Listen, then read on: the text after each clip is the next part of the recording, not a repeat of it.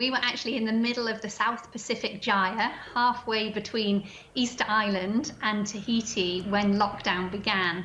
And so our boat is now in Tahiti. We're pausing the mission for 12 months. And it's a shame. We would have actually been sailing into Cairns this week, but hopefully we'll be able to do it next year. Let's hope so. We hope to welcome you at that point. And interestingly enough, you were able to sail. You did get the chance of sailing through that part of the ocean where the currents meet, and it's the worst part for plastic waste. What was that like? What did you see?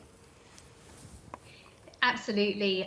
These accumulation zones, because of those currents, all of that plastic that's coming from land, it eventually ends up in these hotspots. Actually, the one in the South Pacific is one of the least polluted compared to the North Pacific, where you do regularly see a water bottle, a lid, a fragment, pieces floating by the boat every 10 seconds when you're hundreds of miles from land.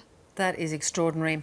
Well, let's talk about this moment in time. Of course, so many people have remarked about being able to see blue skies in India and China, which you normally never see. It's cut emissions. The story is not that good, though, in relation to plastic waste. What has the impact been? Yeah, so we obviously are now really relying on PPE, which of course is all single use. Those masks, gloves are now being used and thrown away. So there's definitely been a spike in the increase there. But then on the positive side, we're seeing less people using their takeaway coffee cups or their on-the-go food items because we're spending more time at home, we're spending more time preparing our own food and drinks. And so actually that has gone down. I think we now need a bit of a shift towards saying actually masks, for example, we can have reusable ones. There's a little bit of innovation now that needs to happen so that we can really decrease that single-use plastic that we've been using. And do you think companies abandon some of their targets? Many companies were retooling to provide PPE, as you point out, for the pandemic. So did that sort of get put on the back burner in the immediate crisis? I think understandably the immediate crisis is health being a priority, and so you have to do what you need to do at that point in time. But I think all crises have great innovation coming off the back of them, and we're certainly starting to see that now. And not only that sort of big shift that we can now take, but I think it's an amazing moment when we start to really reflect on our values and what's important to us, and really reconnecting with nature and the outdoors and seeing nature kind of come back to life a little bit.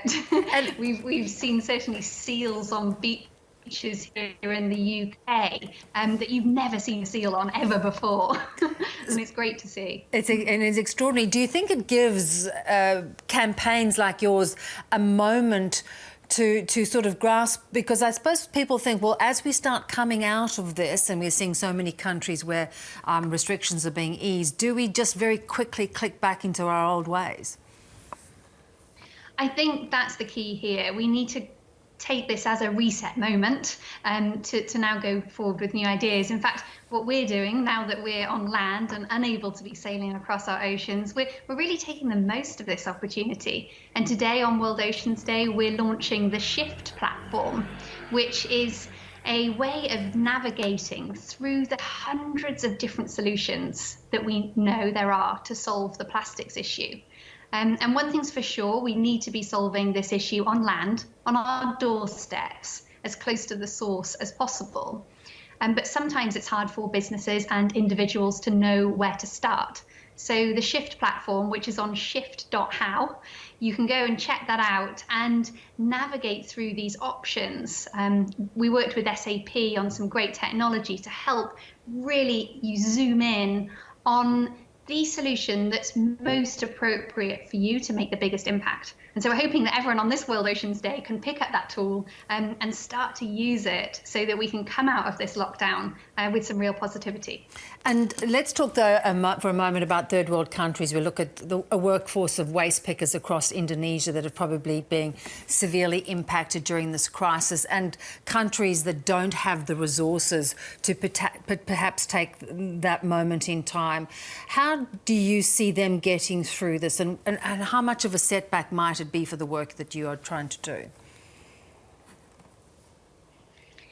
Yeah, I hope that it won't be a huge setback and that we'll actually move through this quite quickly. I think technology does have a huge role to play in these innovations, and even places like Indonesia really can adopt a lot of this new technology, smartphone technology, to be able to grasp both our supply chains, but most importantly, our waste change. And as you say, the waste pickers, to be able to really have a better sort of transparency on that whole waste chain.